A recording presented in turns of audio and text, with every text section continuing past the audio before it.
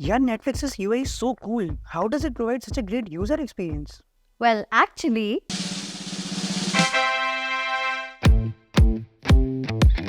it's true. Netflix does provide a pretty seamless user experience.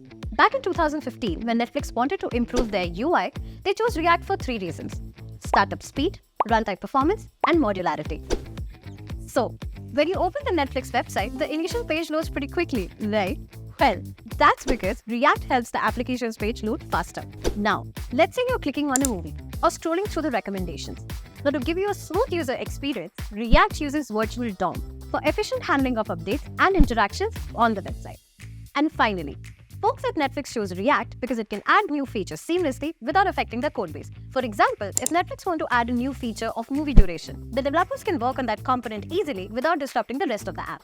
And that's the secret behind Netflix's smooth user interface.